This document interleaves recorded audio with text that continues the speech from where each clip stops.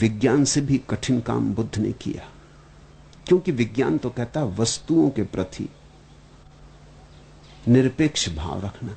वस्तुओं के प्रति निरपेक्ष भाव रखना बहुत सरल है, लेकिन स्वयं के प्रति निरपेक्ष भाव रखना बहुत कठिन है। बुद्ध ने वही कहा। विज्ञान तो बहिर्मुखी है, बुद्ध का विज्ञान अंतर्मुखी है। धर्म का अर्थ होता है अंतर्मुखी विज्ञान। बुद्ध ने कहा जैसे दूसरे को देखते हो बिना किसी धारणा के, ऐसे ही अपने को भी देखना बिना किसी धारणा के। ये जरा कठिन बात है, करीब करीब असंभव जैसी, क्योंकि हम अपने को तो बिना धारणा के देख ही नहीं पाते। हम तो सब अपनी अपनी मूर्तियां बनाए बैठे। हम सब ने तो मान रखा है कि हम क्या हैं, कैसे हैं, कौन हैं, पता कुछ भी नहीं है, मान सब रखा है।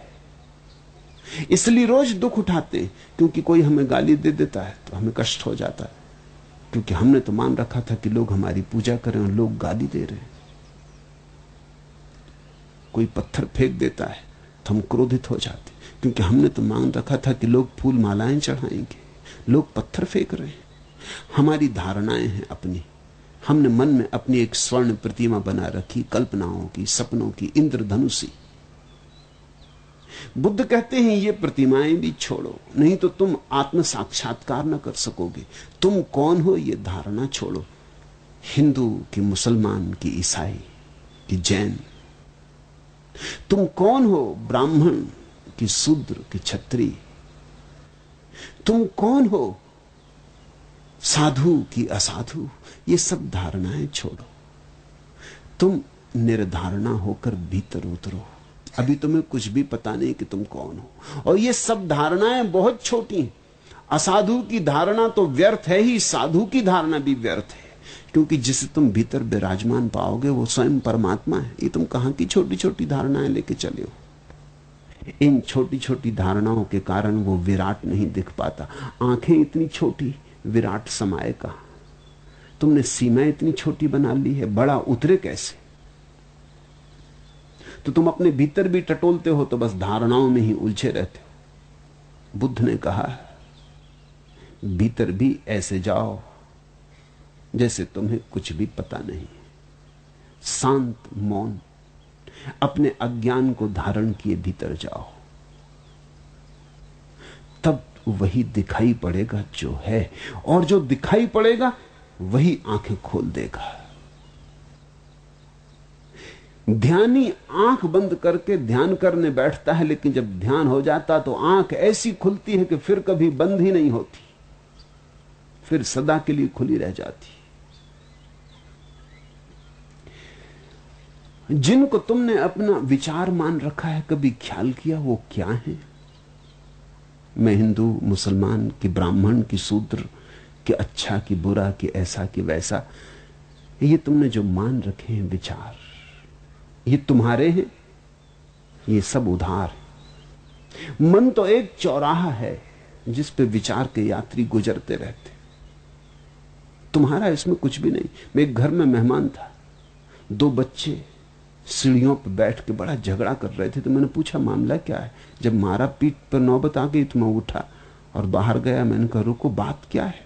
अभी तो भले चंगे बैठे खेल रहे थे। उन्होंने कहा कि इसने मेरी कार ले ली। मैंने कहा कहां की कार?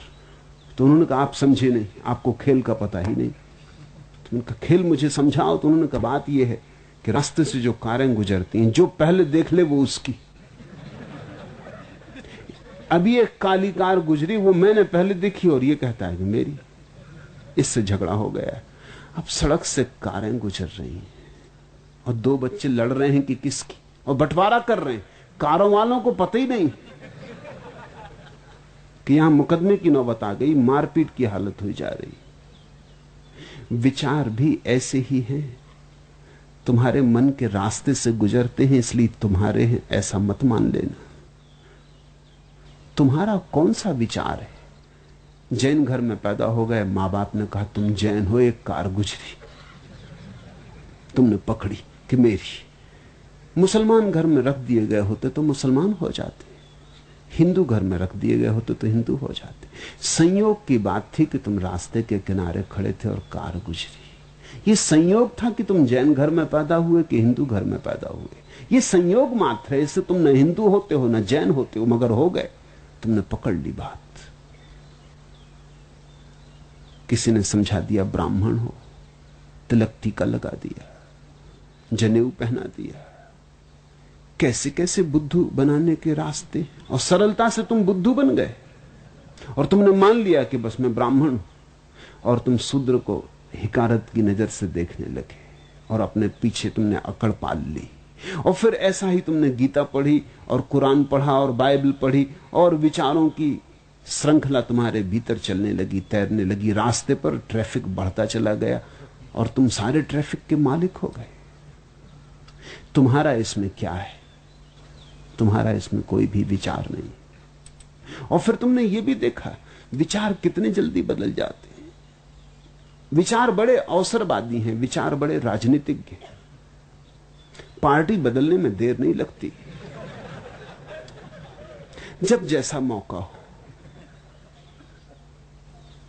मुल्ला नसरुद्दीन अपने घोड़े को बांधकर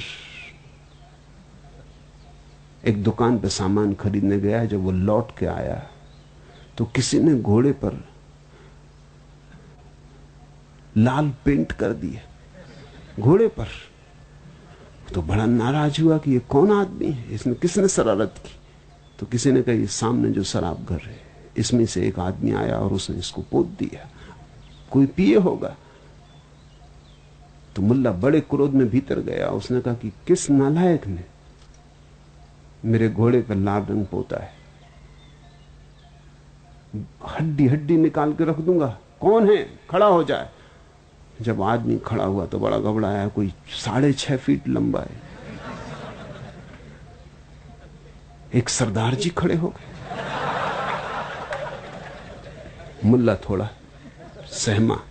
उसने कहा ये हड्डी वगैरह तो निकालना दूर है, अपनी हड्डियां बच जाएं तो बहुत। उसने सरदार ने कहा बोलो क्या विचार, क्या कह रहे थे, किस लिए आए हो? मुल्ला ने कहा रे सरदार जी, मैं ये कहने आया हूं कि घोड़े पर पहली कोट तो सूख गई, दूसरी कोट कब करोगे? बड़ी कृपा की घोड़ा रंग दिया, मगर पहली कोट बिल्कुल सूख गई। ऐसे बदल जाते विचार। विचार बड़े अवसरवादी हैं। विचारों का बहुत भरोसा मत करना। मन राजनीतिज्ञ है, और जो मन में पड़ा रहा वो राजनीति में पड़ा रहता है। इसलिए मैं कहता हूं धार्मिक आदमी राजनीतिज्ञ नहीं हो सकता, क्योंकि धार्मिक होने का अर्थ है मन के पार गया, मन के पीछे जो चैतन्य है उसमें विराजमान हुआ। विचारों की इस भीड़ से हटो, लेकिन जब तक तुम पकड़े रहोगे कैसे हटोगे? विचारों की भीड़ ने ही तुम्हें बेईमान बनाया, पाखंडी बनाया, अवसरवादी बनाया है। मन रोग है, इससे अपने हाथ धो लो, बेमन हो जाओ। समाधि का इतना ही अर्थ है, ध्यान का इतना ही अर्थ है कि किसी तरह मन से तुम्हारा तादात्म्य छूट जाए। और तुम रोज देखते हो कि ये मन तुम्हें कैसे कैसे धोखे दिए जाता है, और इस मन के द्वारा तुम दूसरों को धोखे दे रहे हो, और ये मन तुमको धोखा दे रहा है।